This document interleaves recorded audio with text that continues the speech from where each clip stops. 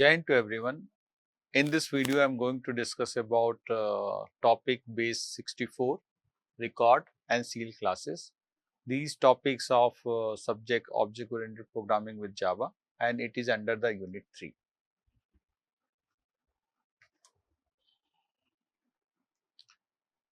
So first we discuss BASE64. Basically, it is used for the encoding and decoding. So BASE64 is used for the encoding of binary data into the text string, and generally it is used for the transport purpose, and it is used for the large data size. If you want to send the large data size, better to convert into binary data into the text string.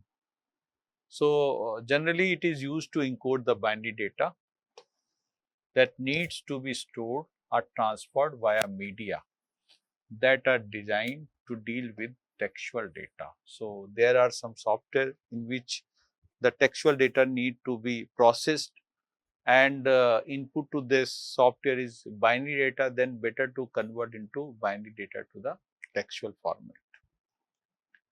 Now basic encoding means no line feeds, because BASE64 just perform the basic encoding, added to the output, and output map to the set of characters. So there is a no line feed, and this is very important. So when we encode with the help of BASE64, or your binary data is converted into capital A to Z, small a to Z, 0 to 9, plus and slash. So these are only the set of characters of BASE64 encoding. Remember again, the encoding set in BASE64 are capital A to Z, small a to Z, 0 to 9, 0 to 9, that is 0, 1, 2, 3, 4, 5, 6 up to 9, a small a to Z, A, B, C, D up to Z, capital A to Z, capital A, B, C, D up to Z. So these are the sets, and including plus and slash. So these are the number of characters that will form the encoding of BASE64. And there is a no line feed. The decoder will reject any of the character outside this set. So in Java, we have the package java.util.base64. This class will provide the methods for the encoding and decoding. Some of the method is encoder for the encoding and decode for the decoding. Now, to encode, the format is use the BASE64 class, then use the method getEncoder, then convert encode to string, and here you will use the name of the string, then convert into the get bytes. So this is the format to convert into any data in BASE64 format. Next is decoding. We use BASE64 class name. The method is getDecoder, then use the decode, and we pass the encoded string here. So it is converted into a decoded format, that is in actual format. Basically, the actual format will be in the byte format. Understand, it is in the byte format. So we can't understand the byte format, so must convert the byte format into the string type. This is the string type. Then it is in readable format. Then we are able to read it and understand it. So two methods are there: encode, getEncoder, and encode to string. And here is getDecoder and decode. See an example.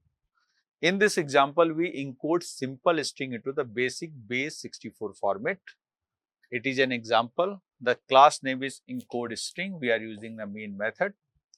Now the string that we are going to encode is Indian team will win the cup. It is a string, and now we want to convert into BASE64. So it is just to display the string, and important is using the BASE64 getEncoder, encode to string, and we are passing sample is the name of the string. This is the sample name of the string, and convert it into the bytes. So when it is converted into bytes given as an input to the method encode to string, and with the help of get encoder, it will convert into a encoded format of base64. Then we can display it encoded string, and we are using the variable base64 format in which we have stored the encoded string. So this is the outcome. Here you can see the string name is Indian team will win the cup, and encoded string is this one. Remember, this string consists of only the character set capital A to Z, small a to Z, numbers 0 to 9 and plus and slash, not other than this one. Second program, decode basic base64 format to the string. Here you can see this is the program, class name is CFG, main method. Then we have encoded string. Basically, it is the outcome of previous example. So it is an encoded string and we want to decode it. So first we are just displaying this encoded screen system.out.println, and this is important code. Base64 we want to decode, so we are using get decoder, then we use the decode and we pass the encoded string. So it is converted into the byte format. Remember, it is converted to the byte format, but to read it, to display to the monitor, for our understanding, we need to convert into the string format. So we are passing this data which is in byte format into the string format. Just use the type string, then you can display the actual string. So this is the program where we are using the decoder to convert a encoded string into the string. Now you can see the output. This is the encoded string we have taken from the previous example, and this is the actual string.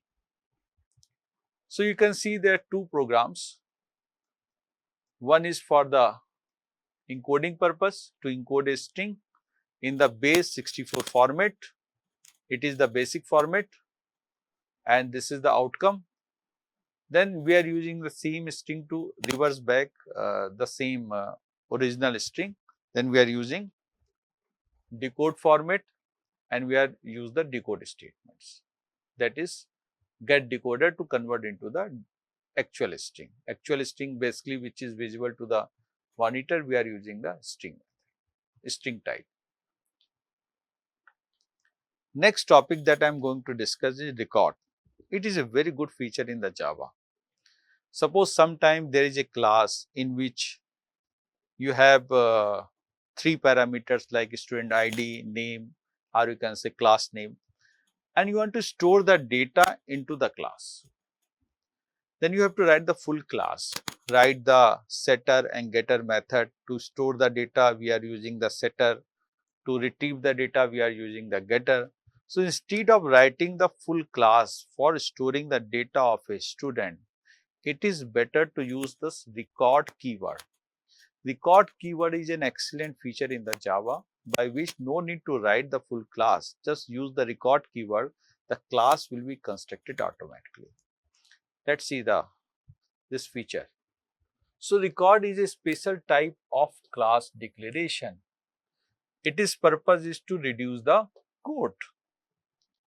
Java record introduced in Java 14 with the intention to be used as a fast way to create data carrier classes, the classes which can carry the data. It is for that purpose. The classes whose objective is to simplify, contain data and carry it between the modules, also known as, there are some modules where it is needed like plain old Java objects and DTO, data transfer objects, even though it can be utilized anywhere. So in that case where the class need to carry only the data, then better to use the record instead of writing the full class. So as these data objects contain a lot of fields, developers are required to write a lot of setter and getter methods, parameterize constructors, override and equals methods, and many hash code methods. In such case, record reduces most of the boilerplate code. Developer can focus on required functionality. With the help of record feature, creating immutable data objects where there is no such modification needed. So, features of Java record objects have an implicit constructor with all the parameter as a field variable. Record object have implicit field setter and getter methods for each of the field. It has setter method also as well as getter method also.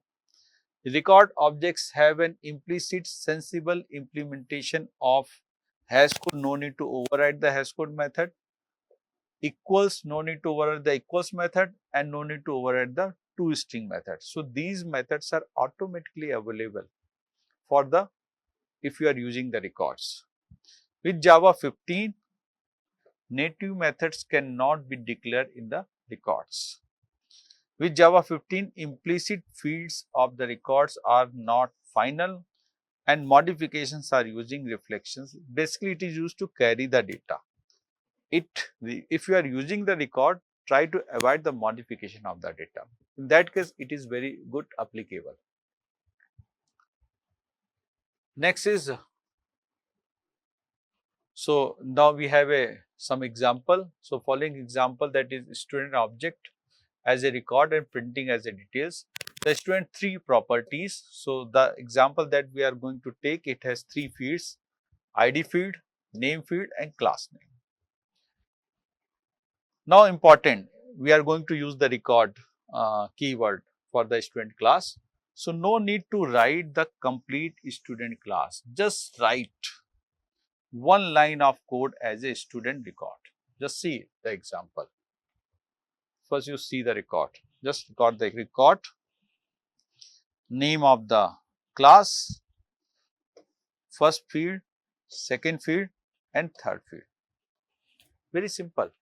The class will be constructed automatically. No need to write the full class. Just write record, student ID, name and class name. Just see the program. We have a class tester, no student class.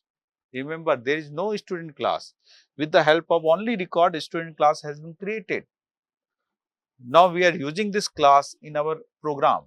The program is tester. We are using the main method and we have created 2 objects, student 1 and student 2. And we are passing 3 parameter: ID, name and class. ID, name and class. No need to create any student class, just utilize it. Then we are just displaying it, student 1 and student 2. We can work on different methods. No need to override the methods. Just use student 1 dot equals student 2. Whatever the outcome will be stored in the result and it will display the outcome. Here again we are using the equals method. No need to override it. If you are writing your own class, then you need to override the equals method. But because of the record, there is no need to override the equals method. Student 1 dot equals student 1, whatever the result, it will display the result. It will be true. Then similarly, hash code, to find out the hash code value. So, if you are writing the class of student, then you need to override this method. This is, even though it is your choice whether you are going to overwrite or not, but you can see it with the help of only record keyword. No need to override this hash code method. It is already implemented, just writing the record and we can directly utilize it. So, student 1 dot hash code, whatever the hash code will display it, similarly for the student 2. So, here you can see that this is the program. We are using the student class, even though student class is not created, and student class is created just because of the record statement. Very simple. No need to write any name, no need to write any student class, no need to write the fields. Just use the record, the class will be created and its similar constructor as well as some methods are already implemented. No need to override it. So, this is the use of one of the very good feature of the Java, that is record feature. This is the outcome. This is the student 1 record, Student second record, we are displaying it, ID, name and class. Earlier it was not matching, so giving the output false. Both the student name is matching, so it is output is true. Then we are generating the hash code of the object. So both the hash code has been created for student 1 and student for 2. Next class is sealed class. Sealed class is also very important part.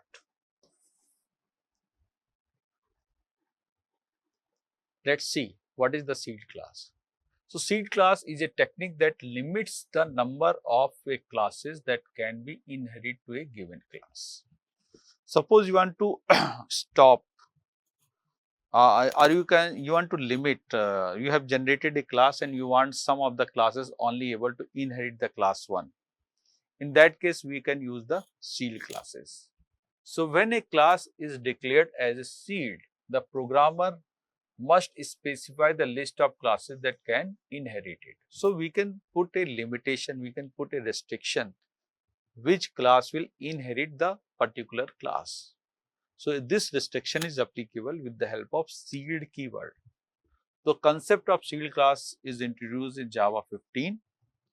Now very important, when we are using the sealed classes, then child classes of a sealed class must be either sealed, either non-sealed or either final. This is very important.